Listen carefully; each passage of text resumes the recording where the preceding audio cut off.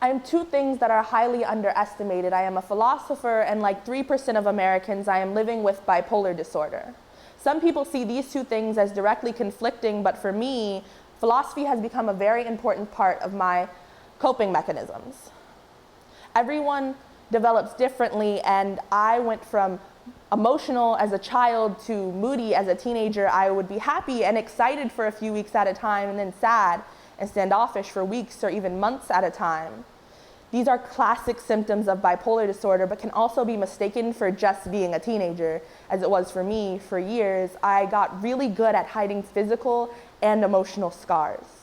Then I came about my sophomore year, and I had English, second period, first day of school. I sat third row, first chair, and I had a teacher that no one had even heard of before. He came in, sat us down, and pointed at one student. Does God exist? He asked. And then another, prove to me that you exist. All of these philosophical and existential questions that I had been wondering about my entire life. That year, I would learn to argue using logic. Logic is defined as reasoning conducted under the strict laws of validity. That would prove to be one of the most important things that I would learn as a high school student. The next year, as a junior, my bad thoughts got worse. I would be hospitalized early in the year after I planned on taking 3 bottles of pain medications and finally stopping those thoughts. That night, everything changed. My parents were sad and didn't know what to do. I was destroyed emotionally as well as mentally, and everyone around me was just not understanding what I was going through. So my doctors recommended therapy as well as medication. So I started both.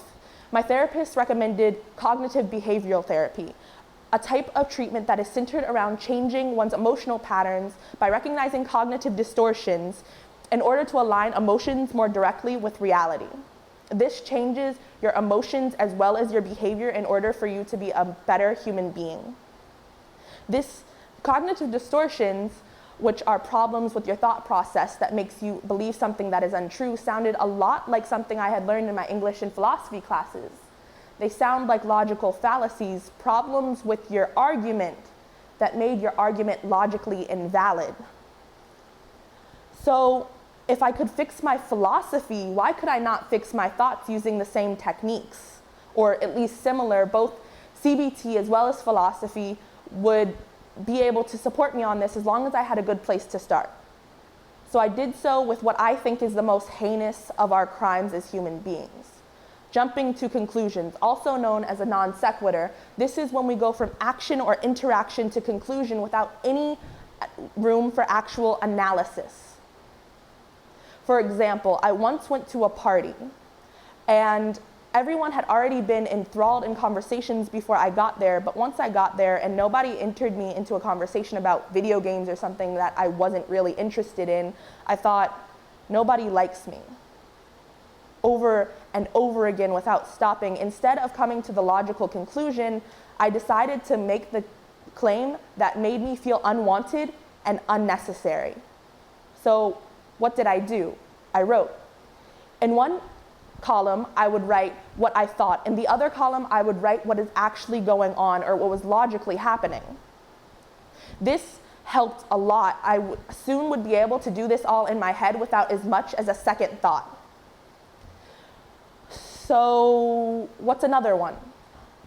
Black and white thinking, or the either-or fallacy. This is when you believe that a complicated problem is either one thing or the logical opposite of it. There's no room for in between. And this was hard for me because it's not that I wasn't seeing reality, it's that I could only believe that someone either loved or hated me. It was easier that way to only either have a best friend or nothing at all. That means that my life would be more complicated. I would have to see the gray areas. So I wrote again. In one column, I would write what I thought. In the other columns, I would write everybody else in the situation's ideas. This made me see clearer and more logically. And I ask that you do the same. Is there a place that you can implement a philosophical technique? Do you jump to conclusions? Can you see more sides of the story? You don't have to hit rock bottom to be better, stronger, and more logical. Thank you.